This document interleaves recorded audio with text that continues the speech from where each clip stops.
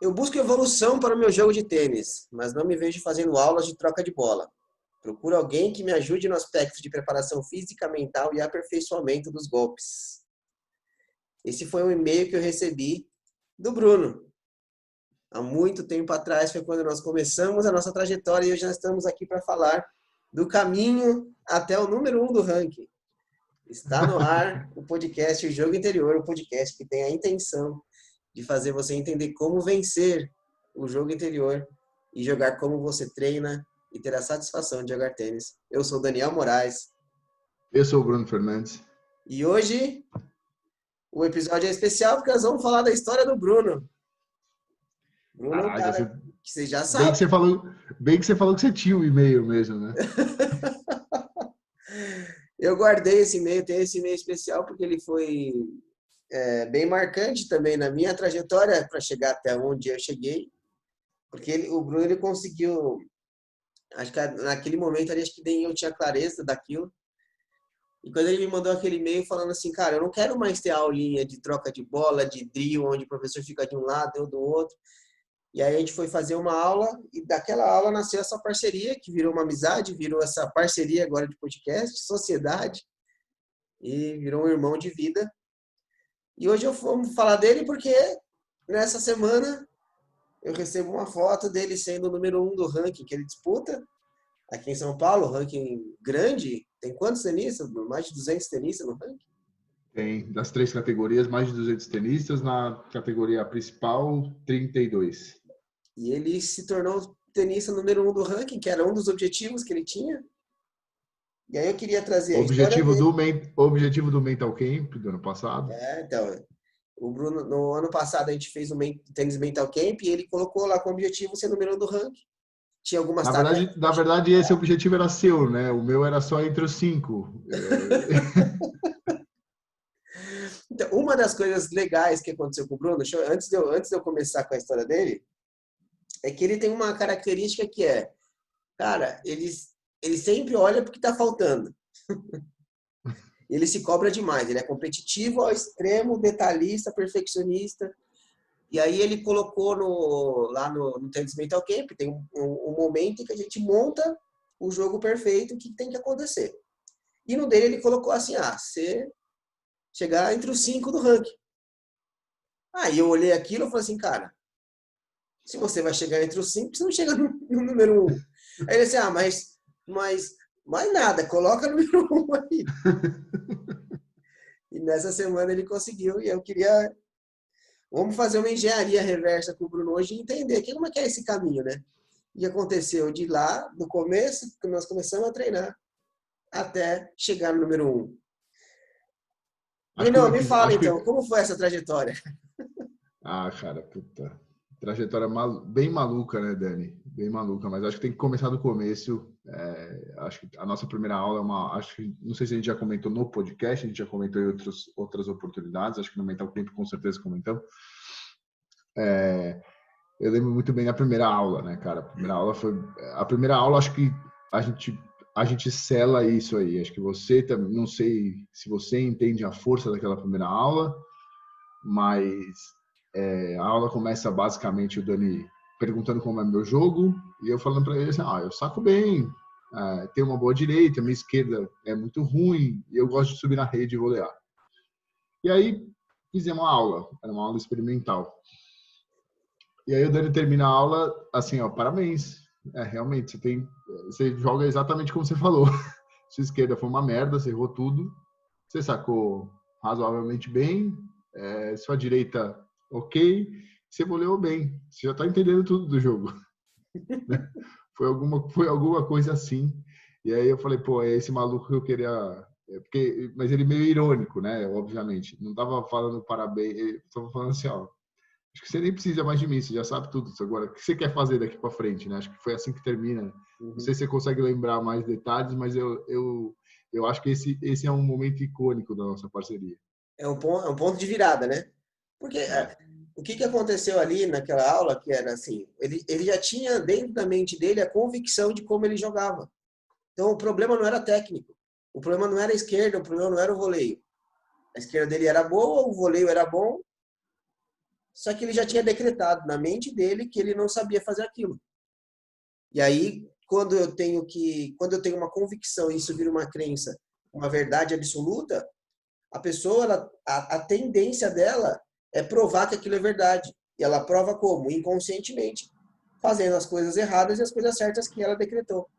Então, ali ficou muito claro que o problema dele não era mental, que não era técnico, era mental. E quando eu falo para ele, a cara dele de surpresa, do tipo, mano, é verdade. Agora caiu uma ficha. E aí o que ele buscava, né? Então a busca era, não, como é que era? Me conte como é que você estava naquele momento, como é que eram os treinos, Na verdade, assim, eu tinha acabado de mudar, né? E aí mudei para um lugar que tinha quadra, então eu tava querendo voltar a treinar, né? Eu não joguei tênis na infância, fui ter mesmo, mas assim, já tinha pegado a raquete, é, eu sempre achei interessante porque assim eu via que eu tinha mais noção assim, quando eu jogava com amigos, por exemplo, que jogavam, eu conseguia jogar enquanto vários amigos que não jogavam sua bola que nem eu na época, não conseguia nem pegar a raquete direito, não conseguia devolver um saque de alguém que jogava. Então assim, até sei lá, até Joinville, que eu já tinha 20 anos, 20 e poucos anos, essa é a minha experiência com tênis, assim, às vezes de ir no clube com um amigo que jogava e bater uma bola com ele, com raquete emprestada e tal. Então, assim, até 20 anos nunca joguei tênis. Aí mudei para Joinville, em Joinville eu comecei a ter contato mais com tênis, porque a quantidade, eu não sei se era só uma coisa de não ter interesse, mas assim, a minha impressão é que em São Paulo era muito caro jogar tênis, e aí em Joinville eu achei que tinha muita quadra, e aí fui conhecer as quadras e tal, porque eu não conhecia ninguém, não jogava bola, falei assim, vou no tênis. E comecei com aulinha e tal. E a minha experiência de aula é daí, é, e assim, e é uma experiência inicial mesmo de alguém que precisava passar por aquilo, né, dos drills e tal, porque eu era realmente iniciante, por mais que tivesse alguma facilidade, eu era completamente iniciante, eu estava iniciando ali. Só que aí, em Joinville, eu tive uma oportunidade de jogar muito, né? Então, assim, eu tinha muitas pessoas que jogavam e aí eu fui jogando. Tinha essa aulinha, que era uma aulinha em grupo, e fui jogando. Quando eu vim para São Paulo, aí eu peguei um professor, porque aí eu não tinha, eu tinha pouco tempo, eu estava numa jornada bizarra de trabalho, e aí eu tinha pouco tempo e eu peguei um professor. E aí é esse professor, basicamente, que me, vamos dizer assim, que me desmotivou em relação a essas aulas, porque era tudo muito igual, muito igual. E aí, como eu não jogava, eu estava numa fase que eu não jogava, porque eu não tinha tempo também, eu só fazia aquilo, eu peguei um pouco de bode. E aí eu desencanei do tênis. E aí quando eu vou para esse apartamento, eu falo assim, puta, não, eu quero, mas assim, eu quero uma outra coisa, cara. Eu não quero aquilo lá, senão eu já sei que não vai dar certo.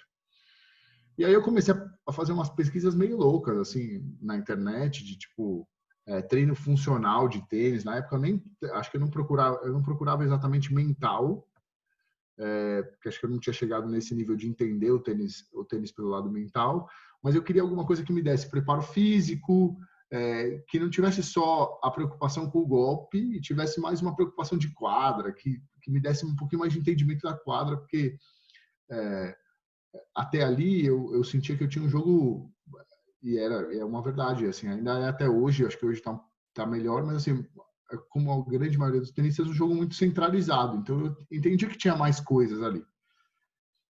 E aí eu acho que eu mandei mensagem, consegui achar o Dani, que eu não lembro exatamente o que me pegou no Dani, o Dani mais um cara. Só que o outro cara não respondeu e o Dani respondeu. Então aí acabou que eu fiz essa aula inicial com o Dani e aí depois dessa aula a gente tá conectado, que isso já é 2015 ou 2016 mesmo, Dani, já que você falou que você tem um e-mail. 2015. 2015, então 5 anos de parceria aí. completos já, porque é um pouco 25 antes de disso. novembro de 2015. 25 de novembro, então quase 5 Ó, anos. e o e-mail é 23 horas e 39 minutos. Tava tarde.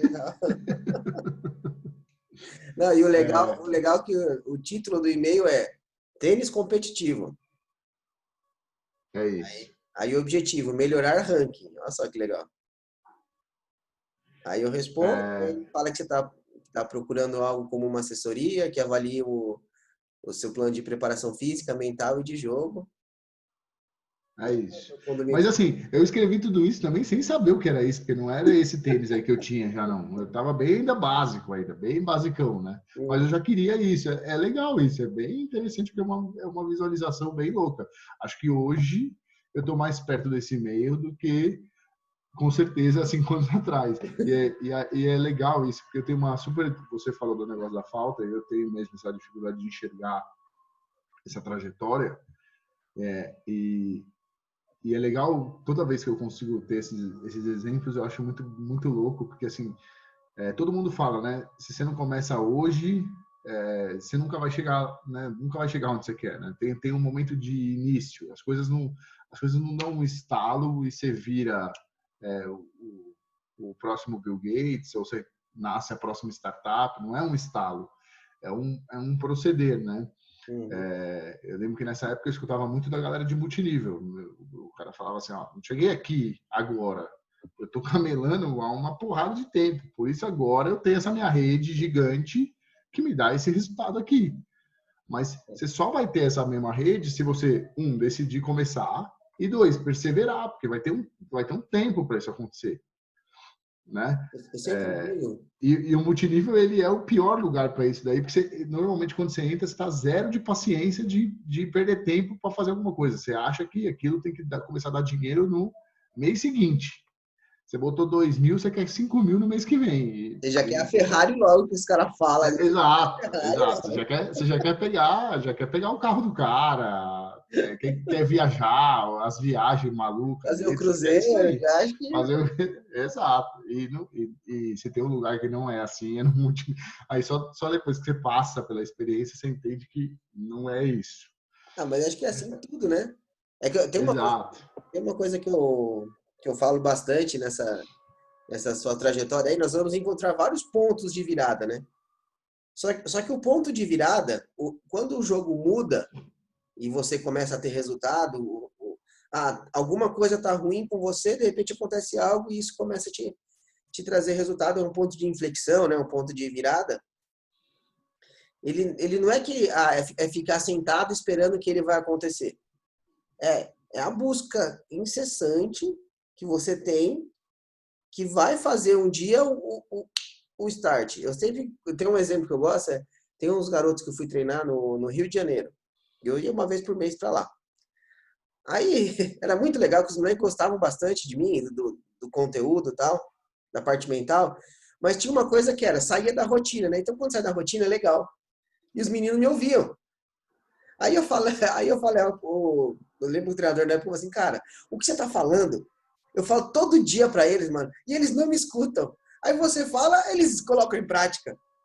Eu falei, cara, mas essa é a pegada. Mas olha só que legal. Eles só me escutam porque o seu trabalho é muito foda. Porque você fala todo dia. Todo dia. Aí quando eu venho e falo, conecta. É igual o cara que você, assim, cara, eu dou aula pro cara a vida toda e o cara não entende o saque. Aí ele vai fazer uma clínica, sei lá em Maiorca com o Rafael Nadal. Aí o Nadal Pronto. fala a mesma coisa que eu falei a vida toda pro cara. E aí, puta, a partir da clínica do Rafael Nadal foi o ponto de virada. Não. Foi eu ter falado a vida toda, aí tem o ponto de virada. Foi um Não, pouco. é exatamente isso que eu fiquei muito. Vou falar essa palavra, até porque você já está me ajudando nisso. Orgulhoso do e-mail lá atrás, porque assim, a visão era muito clara do que eu queria. E assim, o e-mail não tem nada a ver com o que a gente acabou fazendo no início, né? Mas tem tudo a ver com o que está começando a vir de resultado agora, depois dessa longa caminhada. Não é para ontem, né? E assim, acho que isso é uma coisa que acho que talvez a primeira grande sacada aqui de qualquer um que está buscando essa evolução também é entender que o processo é louco, e aí a gente vai contar um pouquinho mais, porque esse pontinho de chegada aqui me trouxe vários erros lá do começo de novo. O tênis é uma loucura mesmo, e acho que ele demonstra muito a vida mesmo, de como a gente acaba lidando com as coisas, né? E como os nossos medos inconscientes muitas vezes estão por trás de um monte de ação que a gente que não nos leva onde a gente quer chegar. Uhum. Outro ponto de virada que eu acho legal a gente comentar aqui, Bruno, é quando a gente descobriu o Bruno. A gente estava lá no prédio ainda. Tava no prédio ainda. Estava no prédio ainda quando a gente descobriu o Bruno. Quem é o Bruno, né? O Bruno, ele tinha uma característica que era toda bola que ele errava vinha um grito. Ele é um cara muito intenso, ele tem uma entrega muito grande no jogo, que é muito bom. Então, ele se entrega muito, é um cara extremamente dedicado e intenso. Mas ele é intenso para os dois lados. Quando vibra para o bem e quando reclama para o mal. Ou pelo menos era, né? E no tênis sempre tem a característica de que você vibra mais no mal, né? Porque você erra muito mais do que você acerta. Então, Erra mais, isso. E aí quando você acerta, você, não foi mais que obrigação. Aí o Bruno começou a gritar, pô, Bruno, como é que você faz uma bola dessa? Ah, Bruno! Aí eu parei o treino, fui até a rede, lembra, Bruno? lembro perfeitamente. Cheguei até a rede e falei assim, cara, quem que é esse Bruno aí, velho? Aí ele caiu a ficha. Como é que foi isso, Bruno? Não, esse dia foi muito louco mesmo, porque o treino tava rolando normal, assim, e tava um treino bom aquele dia, né, Dani? A gente tava trocando umas bolas, eu tava num dia bem bom, mas com essa minha característica muito forte, ela era muito forte, e era porque eu consegui reprimir, foi na repressão, mas foi. E aí o Dani para o treino do nada, assim, tipo, tá rolando o treino, e ele, tipo, ó, acabou o treino hoje. Agora nós vamos falar de quem é esse Bruno, esse chato do cacete que joga com você o tempo inteiro, cara. Você precisa se livrar dele, ele é muito chato. E aí eu sentei na quadra e, tipo, sabe quando cai 10 mil fichas, você fala assim, pô, por que isso, né? Por que esse nível de cobrança tão alto, sendo primeiro, é um treino, então é para errar, é exatamente para melhorar, né? Mas era ali, naquele momento, o treino também era muito do tênis que eu tinha, né? Porque a rotina era uma rotina pesada ainda de trabalho, então eu tinha pouco tempo para jogar. Mesmo tendo na quadra, eu jogava, tipo, às vezes de final de semana e tal. Então eu usava muito o treino, porque o treino me dava também um pouquinho mais de confiança pro jogo do final de semana, para o único jogo que eu fazia. Então, tipo, eu me entregava demais no treino mesmo. E aí ali eu comecei a entender, mas o Bruno era muito persistente. Ele ficou por ainda um bom tempo comigo, jogando junto. E assim, eu acho que ali começa o aprendizado do que você quer e não do que você não quer, né? Que eu acho que o tênis, se tem uma das coisas que ele me ensina muito é isso, tipo, o que eu quero. Cada vez mais eu acho que assim, o mérito hoje, se tem algum mérito de ser número 1 do ranking, é o mérito de entender que eu preciso jogar o tênis que eu quero jogar, e não o tênis que o outro cara joga, e não o tênis que é mais confortável, e não as coisas que eu não quero. Então, assim, eu não quero errar. Eu já sei que eu não quero errar, mas não é porque eu não quero errar que eu corto uma bola, né? Até porque muitas das vezes eu corto a bola e erro também. Então, assim, acho que ali começa o aprendizado do que eu quero. E aí eu começo essa caminhada de buscar o meu jogo, acho que ali, de me livrar um pouquinho desse julgamento negativo e começar a olhar mais pro aspecto positivo. Acho que essa é a transformação que eu fui fazendo, pelo menos, para conseguir eliminar o Bruno. Aí eu comecei a valorizar um pouco, ali começa uma caminhada de valorizar um pouquinho mais o acerto. E aí, em algum momento, eu consegui. Aí a gente já estava aqui com certeza a gente já estava no Vila Lobos, treinando no Vila Lobos, já não estava mais no apartamento. E aí, eu acho que teve mais um treino que você faz uma parada poética dessa. E aí eu realmente consegui decidir que eu não precisava mais daquilo. Porque mesmo na cobrança eu tinha que mudar, eu tinha que tirar o Bruno. Aí eu acho que eu continuo me cobrando muito em jogo. Isso ainda é o problema, porque muitas vezes ainda tem a cortada, ainda tem uma bola meio confusa. Mas hoje a cobrança não tem mais o Bruno. Eu consegui tirar o Bruno. Eu não falo mais o Bruno. Eu dou a minha cobrada ali, mas já tento voltar para o jogo, esquecer aquele ponto, voltar, porque o que eu mais me lembro dessa situação é o quanto ela faz você ficar naquele ponto, né? Quando a cobrança ela é exacerbada, assim, e ela era muito forte, você não vai para o próximo ponto. Você fica ainda vibrando aquele negócio que você já passou, já foi, não tem mais o que fazer. Tem uma, E aí dá um ajuste aí nessa fala toda aí, né? tem uma lição, cara, que acho que todo mundo pode tirar disso. São, na verdade, duas lições aí que é muito forte. Tudo, qual que é, por que foi, para mim, foi tranquilo perceber aquilo naquela hora? Quando a gente começa a tratar as coisas como evidência. Mano, tudo que está acontecendo na nossa vida é uma evidência. O seu corpo, nosso corpo, ele avisa muito a gente. Então, assim, cara, existia uma irritação do Bruno que era desproporcional ao que estava acontecendo. Essa desproporcionalidade é uma evidência, não é um problema. É uma evidência que existe alguma coisa. É uma consequência de alguma coisa, de alguma causa. E aí, quando a gente entende isso, a gente vai para um outro lado, que é entender agora o que a gente precisa fazer, então. Eu preciso começar a aprender a respeitar quem eu sou.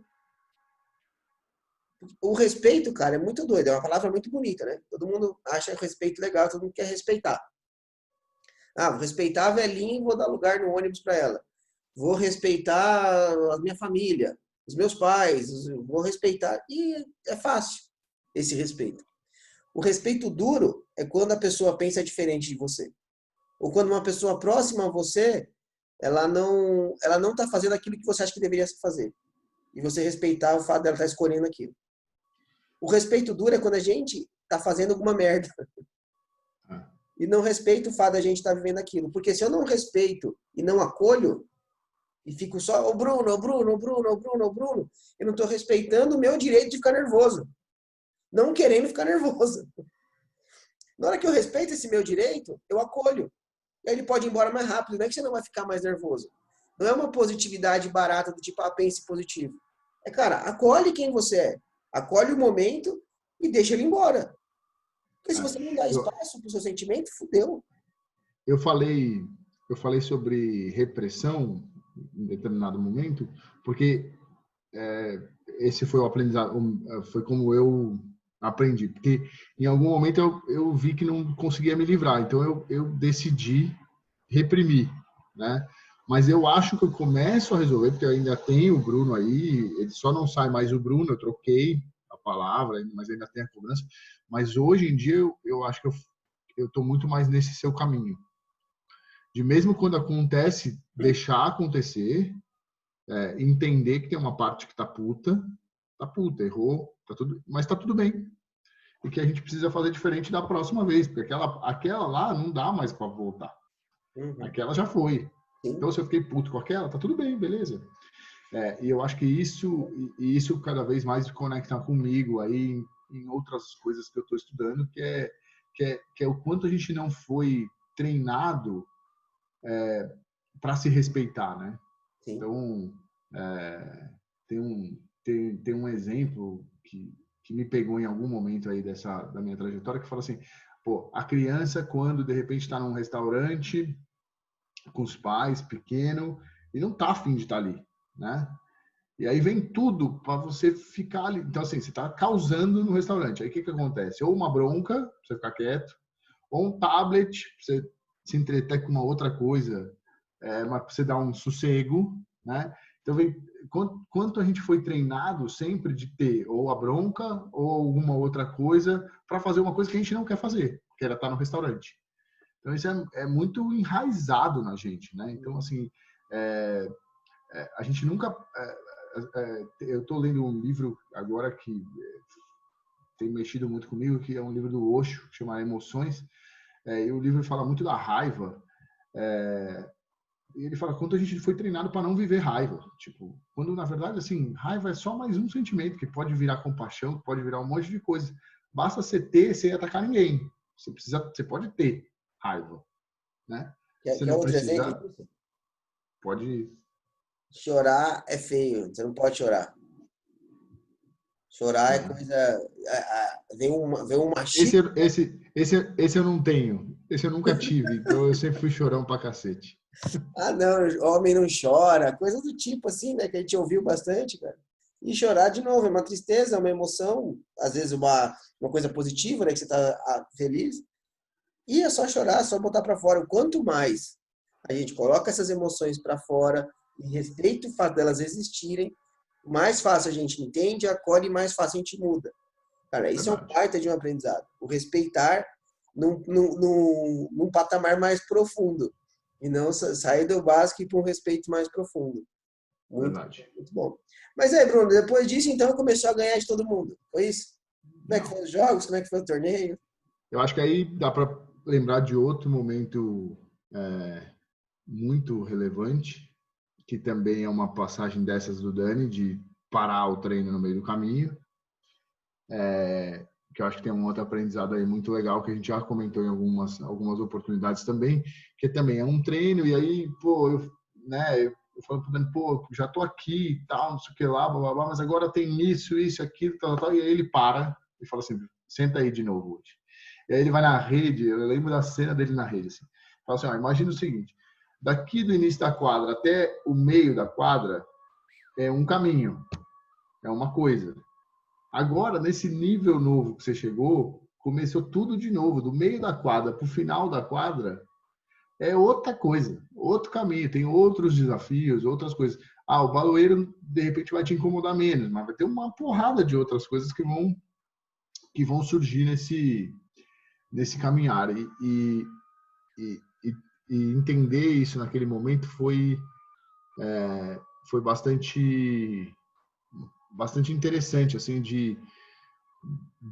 que acho que é a vida, né, do processo de aprendizado mesmo, que ele não para, né? Então assim, você imagina que porque é o tênis, então se você estiver fazendo uma boa direita, uma boa esquerda, e estiver sacando bem, você teoricamente não tem problema. Quando na verdade não é nada disso, né? A partir desse momento começou a vir mais os aspectos de controle e de controle não, de entendimento de que o que eu fazia na quadra eu não conseguia fazer no jogo, que eu precisava começar a fazer eu começava a fazer o que eu fazia no treino, no jogo, e ainda teve um caminhar gigantesco. Então assim, acho que esse teve esse ponto clássico aí de um primeiro momento, que foi esse fechamento, assim, acho que então assim, desde esse meio até esse ponto que eu não lembro onde é ainda, mas com certeza é antes de 2017, talvez final de 2016, um ano depois que a gente já estava treinando, tem esse ponto que eu lembro muito bem dessa sua colocação de falar assim, ó, legal, beleza. Acho que aí eu começava a voltar a jogar tênis, né? Voltar a jogar tênis, ou jogar tênis pela primeira vez num nível bacana, mas ainda muito longe do que eu queria fazer, né? E que estava tudo certo. E aí você faz essa explicação que fala assim, é assim mesmo. Chegamos aqui, agora daqui para lá vai ter uma série de outras coisas. E eu acho que a gente teve essa mesma conversa pelo menos mais umas 2 vezes depois disso, nesses É, 5 anos. De tipo, ó, beleza, lembra da conversa? Chegou aqui, agora é daqui para cá. a gente E já eu foi. acho que ela não vai, eu acho que pelo visto ela não vai parar de existir. Ontem, por exemplo, o Glauco estava na quadra, né? E aí ele olhou o jogo, ele falou assim, ó, acho que uma coisa que você poderia, e assim, sempre aqueles achismos de todo mundo que está de fora da quadra, é biomecânica, mas é um negócio que eu nunca pensei em biomecânica. Eu sou um cara, eu sei que muito tenista já fala de biomecânica, pô, eu quero fazer uma clínica e tal. Eu nunca nem pensei sobre isso, mas assim, ainda tem isso, eu nunca nem cheguei perto, eu nunca nem li a respeito de biomecânica. Então, assim, é isso. E aí cada fase vai ter a sua fase, o seu desafio e talvez um aprendizado novo. Uhum. E aí a gente até fez um podcast disso já, né? Quem quiser procura o podcast, o que te trouxe aqui não vai ser o que vai te levar para o próximo nível, né? Verdade, Então, verdade. esse era aquele momento. Ele estava feliz com tudo aquilo, mas ele estava querendo continuar fazendo as mesmas coisas para ter resultados diferentes. E aí foi o momento de parar e falar assim, cara, agora é outro jogo. Agora você joga com outros caras. O problema era o baloeiro. Eu lembro que eu fui assistir os jogos do Bruno no começo, e ele pegava uns caras, eu olhava o jogo assim e falava assim, não é possível que o Bruno se enrola com esses caras. Não fazia o menor sentido na minha cabeça. Aí eu fui ver o jogo, e aí eu lembro que eu saí com raiva daquele jogo. Ah, eu A lembro gente também. treinava. A hora que eu fui ver o jogo, ele não fez nada, mas nada do que a gente tinha. Ele cortava todas as bolas de esquerda, de direita, e enrolava uns jogos que eu falei assim, comigo o cara não faz nada disso. Que se Pode fizesse crer, comigo, não ganhava um ponto. pode crer. E aí tem essa jornada, né, cara? Aí começa a jogar Tem. torneio, começa a sentir a dificuldade no torneio. E qual foi as dificuldades que você sentiu no torneio? Então, é que eu lembro perfeitamente dessa primeira, porque assim, eu lembro eu lembro como eu resolvi muito claramente meu jogo com o baloeiro. Eu comecei a acelerar uma bola na esquerda e subir na rede, né? Só que a bola acelerada na esquerda não era, na esquerda do adversário, não era uma bola muito efetiva. É que com o baloeiro, ela tinha muita efetividade. E Uhum. aí foi quando não começou a não fazer mais sentido, porque aí eu comecei a jogar torneios e comecei a jogar. E aí eu até acho que talvez pelo Dani, eu não sei, Dani, mas assim, eu sempre me coloquei nas categorias mais complicadas mesmo, porque era o jogo é o jogo que eu quero jogar, então acho que aí nessa fase é quando eu me inscrevo no primeiro ranking, que era lá da Bay Sports, lá em na casa, na Pompeia ali, né? Pompeia. E aí eu começo a jogar uns jogos muito mais difíceis do que eu estava acostumado a jogar, e aí essa estratégia já não funcionava como funcionava com os baloeiros, porque como a bola na esquerda não era uma bola, vamos dizer assim, agressiva, era uma bola simplesmente para eu subir na rede na paralela, eu começo a pegar gente que consegue me passar de tudo que é tipo, desde lobby até as passadas mesmo, e aí começa tudo de novo. E aí começa a caminhada tudo de novo. Que eu acho que quando eu saio do baloeiro, que é os caras que jogavam comigo no prédio e tal, e começo a jogar o ranking, começa mesmo o desafio de, vamos dizer assim, de evolução. E primeiro vem aquele balde de água fria, né? Porque você acha que você já tem jogo. E óbvio, talvez se eu tivesse me inscrito na categoria B, eu talvez teria ganhado a categoria B. E podia ter feito esse caminho. Eu ainda era B, mas eu já decidi jogar A. Então aí eu começo numa série danada de muito mais derrotas do que vitórias, mas que por ter todo esse apoio que o Dani, que a gente já tinha combinado lá naquele e-mail, e as aulas serem completamente diferentes do drill, só me motivavam mais, assim. Eu acho que esse é um ponto importante na nossa trajetória, assim, porque talvez num outro modelo de aula eu teria parado de jogar tênis. Porque teve um momento ali que eu não ganhava de ninguém, cara. Era um negócio foda. Era um jogo a cada 4. Foi uma fase, Fase foi dura. uma fase, foi uma fase bem dura. E isso, sei lá, uns 3 aninhos ali. E aí junto com isso, teve que perder a quadra, né? E ir para o parque. E aí no parque nem sempre tinha horário. A gente chegava, ainda que no começo eu tinha uma agenda mais tranquila. A gente chegava, às vezes, tinha que ficar esperando 1 hora para jogar, né, Dê? Esperava 1 hora para entrar na quadra, jogar 1 hora, tinha que ter uma disponibilidade absurda. Não era sempre que tinha a disponibilidade, então acho que 2017 praticamente eu não treino, né, Dani? Acho que 2017 até meio de 2018 praticamente eu não treino. E aí depois quando eu começo a ter vamos dizer assim, uma rotina de trabalho mais específica, assim, com horários, aí não tinha jeito, a gente tinha que treinar muito cedo, aí a gente volta a treinar, assim, o começo foi difícil, aí os treinos começam a ser às 5:30 da manhã, que não era uma coisa muito simples para mim, hoje já é mais tranquila. Então eu acho que aí tem o caminho da persistência, acho que teve muita vontade, porque teve bastante dificuldade e teve tudo para largar. Não tinha mais quadra, só perdia, treinava pouco, mas mesmo assim a gente continuou conectado e 1 hora a gente encaixou de novo. E aí acho que do final, com certeza, do final de 2018 para cá, a gente até a pandemia veio numa rotina muito diferente do que a gente fazia até quando a gente tinha quadra. Era muito mais compromisso. Quando a gente começou a treinar às 5:30 da manhã, o compromisso era bizarro. Porque você sabia. Falava assim, pô, o Dani acordou às 5 para chegar lá às 5h30. Se eu não chegar, velho, pô, que sacanagem, né? Então acho que ali tem um ponto de virada importante. Nessa hora ali desse ajuste, acho que é um ponto de virada importante também. Vale contextualizar aí rapidinho, né, para quem tá ouvindo, ali, quando tem esse gap, o Bruno vem numa crescente muito grande, aí a vida dele deu uma embaralhada, deu um gap muito grande, a gente não conseguia treinar, mas a gente tinha essa consciência. E eu falava para ele assim, cara, só fica tranquilo, porque a gente só precisa de consistência. Na hora que a gente conseguir consistência, não tem para ninguém, porque, cara, não tem segredo, né? Tem segredo. É treino, é comprometimento, é pagar um preço e você vai ter resultado, cara.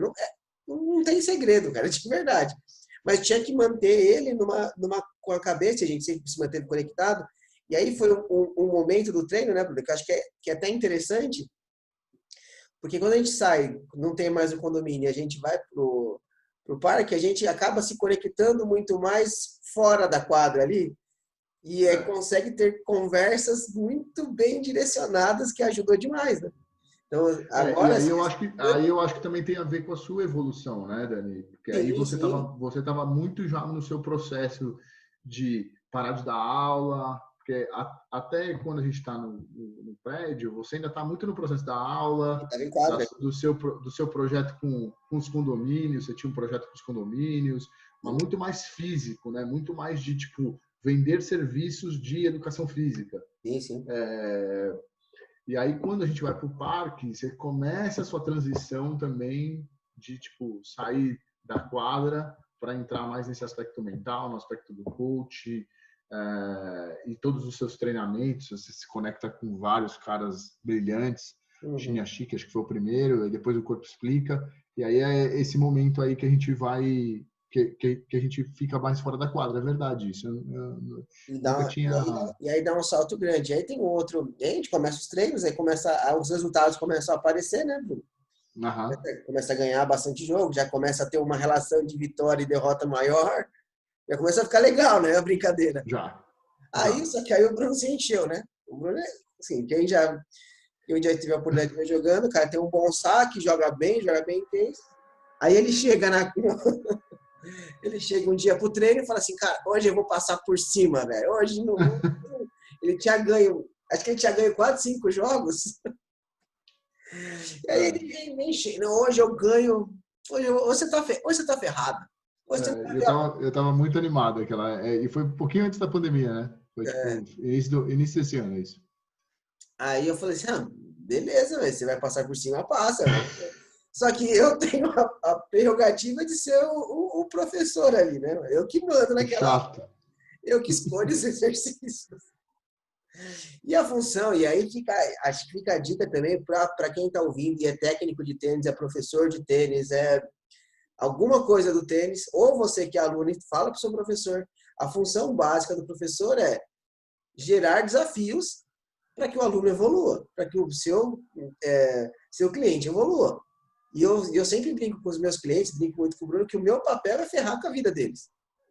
Porque ele chegou cheio de si, o que eu fiz? Eu mudei a estratégia que eu tinha para gerar um desafio maior, que era, cara, hoje você vai ter que sacar e volear, sabe? Alguma coisa do tipo que eu tirei da zona de conforto para falar assim, agora vai, faz isso, bonitão.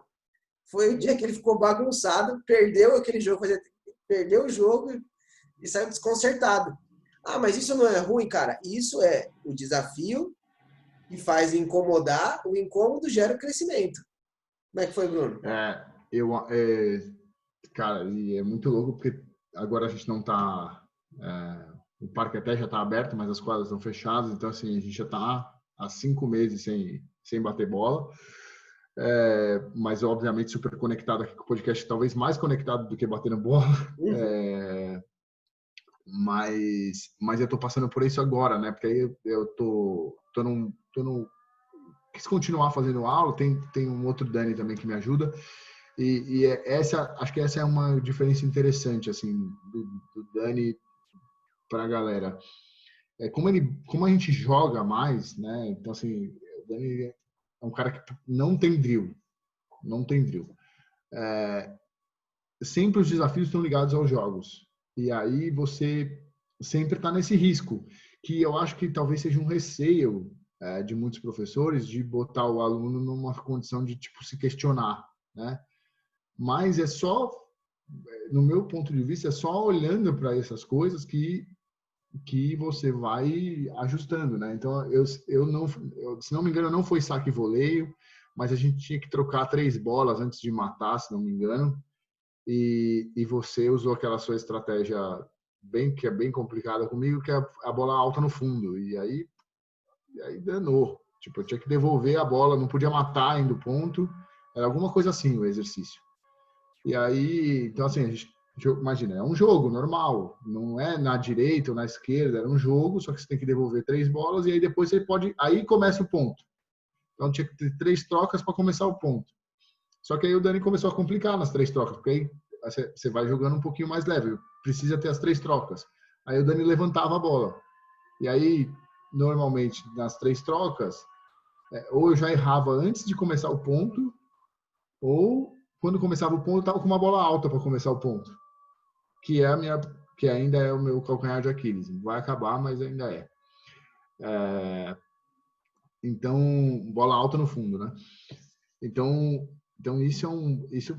isso para mim é uma coisa que eu sinto uma falta, tá fazendo uma puta falta, mas é o que a gente sempre colocou, assim, sempre você tá fora, o Dani não deixa você estar na sua zona de conforto. Então assim, beleza, tá tudo bem, então tá bom, vamos fazer outra coisa.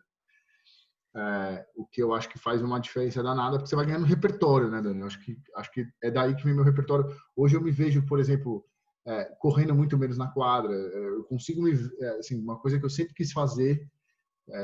Hoje eu consigo olhar ainda de dentro da quadra. Eu falo assim, pô, que da hora. Às vezes você nem faz o ponto, mas meu, só de você ter feito o cara movimentar uma lá na De direita, ter o controle do jogo. uma lá na esquerda, e você tá no centro da quadra, eu falo assim, puta, que da hora esse ponto. A hora que eu estiver fazendo isso ajustado vai ser uma delícia. Então acho que você vai conseguindo criar isso, sai um pouco do meio da quadra, né? Acho que esse sem dúvida é um ponto que foi parte da nossa trajetória, né? Sempre tá fora da zona de conforto. Muito bom. Sempre fazendo uma coisa diferente. Acho que a evolução tá aí, né? Isso tem 1 milhão de caras que vão falar isso. Acho que o ponto agora, acho que o ponto chave aí para a gente chegar no fatídico número 1 aí, no objetivo, e é só uma parte ainda, né? Tem um caminho ainda a percorrer. Quando a gente inicia um trabalho desse, existe um ponto A e existe um abismo até um ponto B. Qual que é a função, a grande função que a gente construiu, e o Bruno foi brilhante nisso. Nós construímos uma ponte para passar esse abismo. Só que vamos entender, né? Quando a pessoa está no ponto A, existe uma dor aqui. E muitas vezes as pessoas são apegadas a essa dor e querem ficar nela. E o Bruno tinha isso. O Bruno tem e todo mundo tem. Que eu tô acostumado, vira um vício emocional eu estar com essa dor. Às vezes eu consigo um prazerzinho e me mantenho ali. E aí a pessoa tem uma ponte, a gente construiu a ponte. Só que o que acontece com a grande maioria das pessoas? Não atravessa. Porque se atravessar, perde esse ganho pequeno.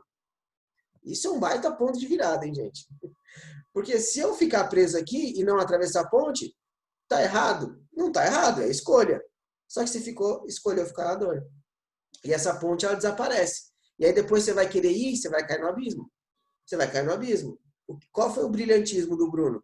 Ele teve, em vários momentos, perto de cair desse abismo de novo.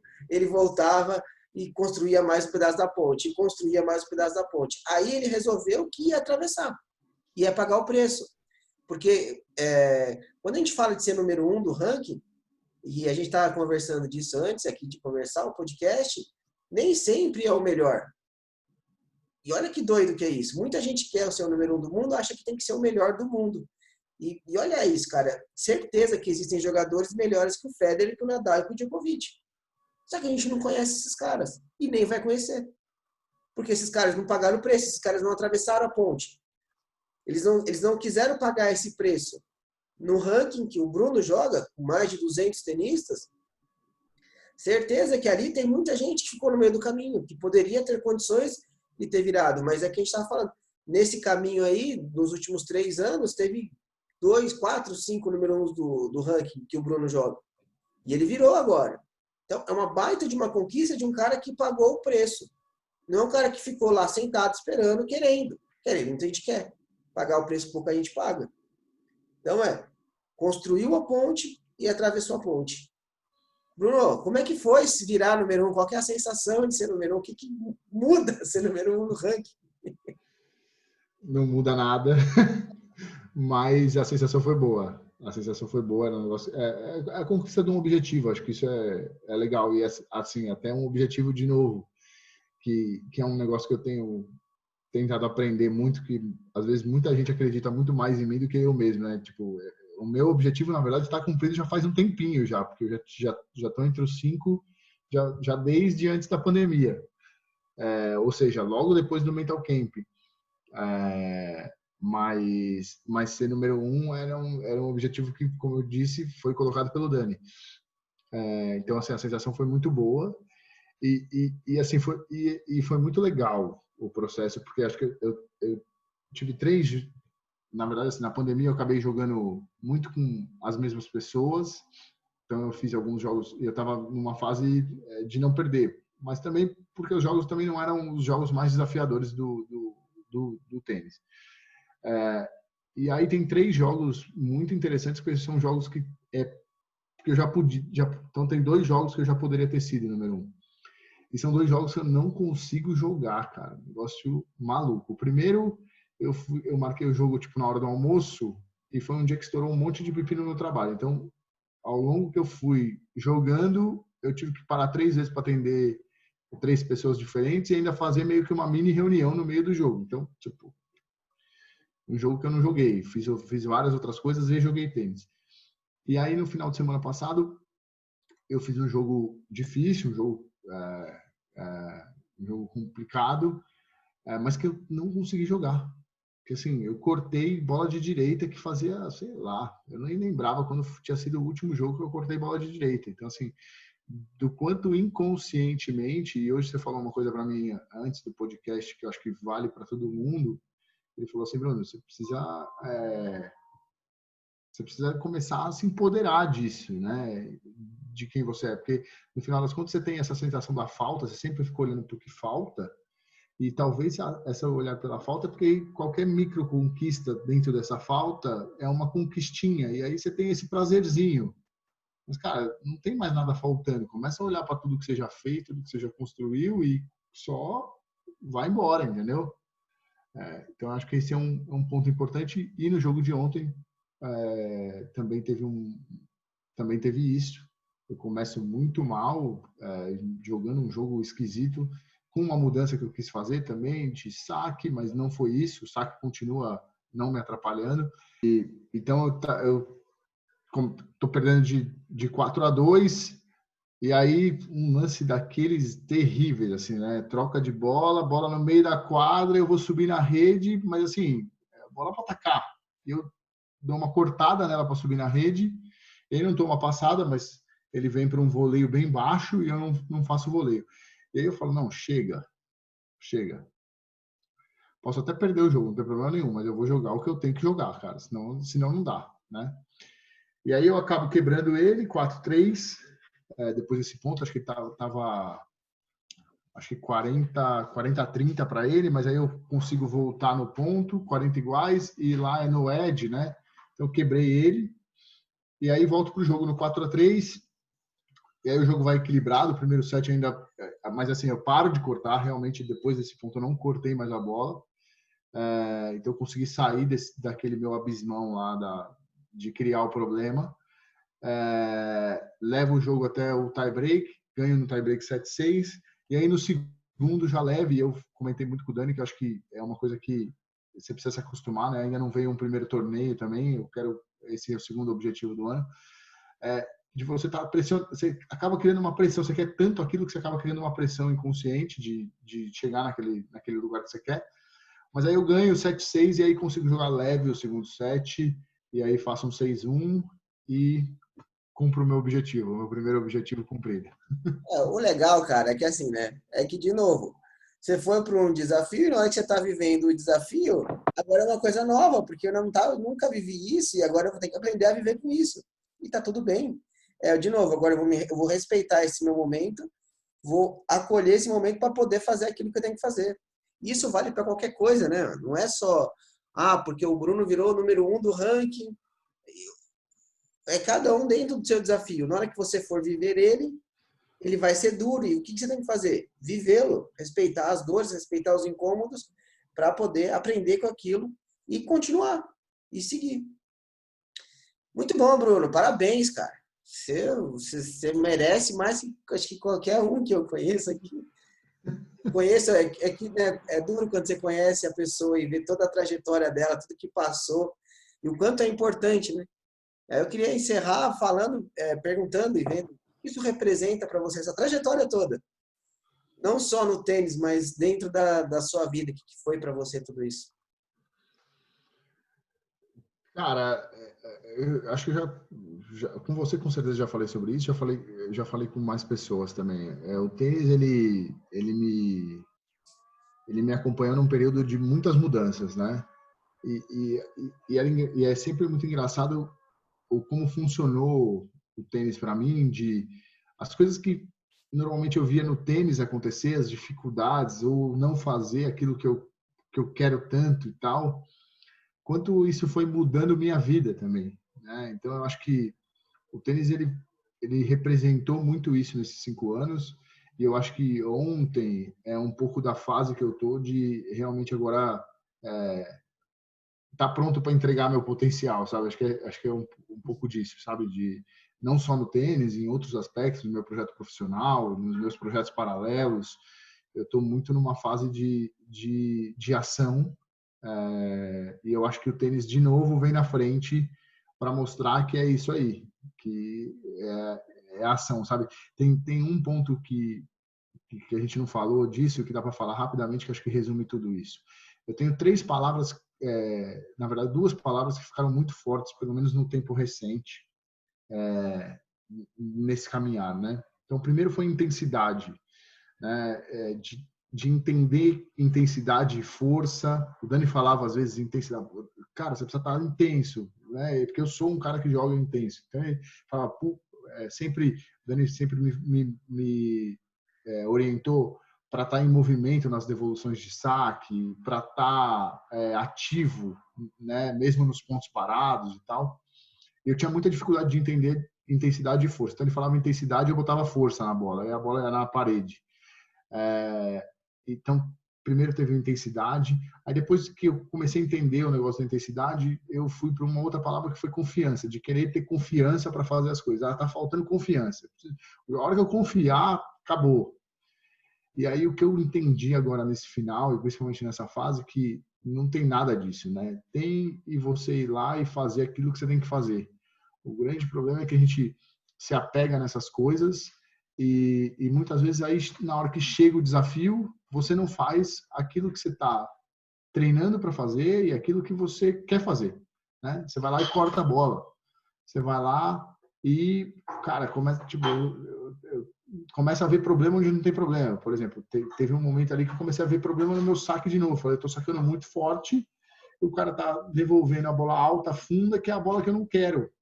Porra, e aí que você começa a culpar o saque. Você fala assim, não, a culpa não é do saque. O saque tá entrando e tá arrebentando o outro cara. A bola tá vindo alta, você não sabe o que fazer com essa bola. É outro problema, mas não é o saque. Né? Você começa a achar até problema onde não tem, porque você não tá fazendo aquilo que você tem que fazer. Eu acho que assim, acho que essa é a melhor forma de definir tudo isso. Acho que o resultado vem no momento que eu começo a fazer o que eu tenho que fazer. E isso não vale para o tênis, vale para todas as outras coisas. E vale ressaltar também, né, que às vezes a gente olha o tempo que dura as coisas, mas sempre olhar para a evolução que foi se tendo ao longo de cada etapa que a gente foi desenvolvendo. Às vezes você está numa fase e você precisa, cara, de um empurrão para chegar na próxima fase, porque o duro é que não dá para ficar pulando de fase. Então, você precisa entender e dar o seu tempo de cada fase. Foi isso que o Bruno fez. Por isso que eu tenho maior admiração e satisfação de estar te acompanhando nessa jornada. Foi um prazer imenso fazer esse podcast, contar um pouco da sua trajetória. Foi legal também. Agradecer pela confiança daquele e-mail. Obrigado, Muita Dani. coisa mudou ali na nossa vida. E valeu, pessoal. Fica então a dica de hoje de o caminho até o número 1, ele é fase a fase, processo a processo. Vários pontos de viradas vão acontecendo. E você também pode chegar lá. Basta acreditar, basta atravessar a ponte. Construir e atravessar a ponte. E aí o que eu queria deixar aí de convite para as pessoas, que entrem nas nossas redes sociais, curta lá, tem bastante conteúdo por lá. Estou fazendo bastante conteúdo chamado Ponto da Virada. Se você quiser agendar uma sessão experimental também para a gente começar a construir a sua ponte, eu vou deixar um link aqui abaixo, você pode agendar, vou fazer uma avaliação gratuita com você.